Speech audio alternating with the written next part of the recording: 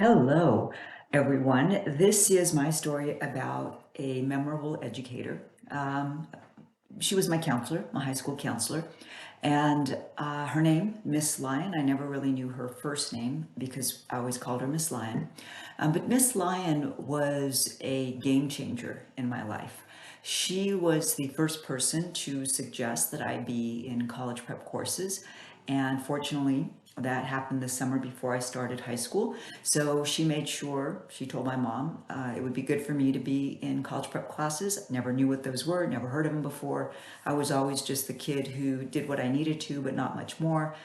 Grew up in a small town. Not a whole lot was expected of the child of Mexican immigrants. So when Ms. Lyon put me into these courses, I initially thought, well, I'm not going to be in college prep. I'm not going to college. I don't need them.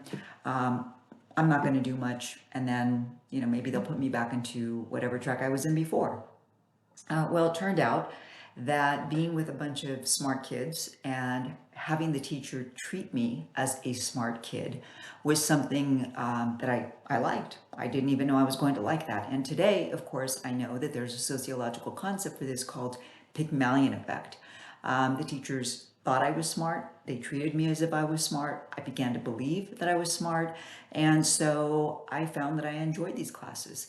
And so, long story short, Ms. Lyon continued every semester to put me in college prep courses.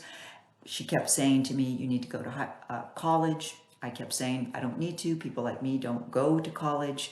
That's for white people. She laughed. She was white. And she said, who told you that? And I said, nobody had to tell me that. It's what I see on TV, movies, books, etc. Nobody had to tell me that.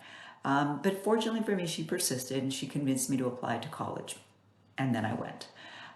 So that's my memorable educator, Miss Lyon, a high school counselor.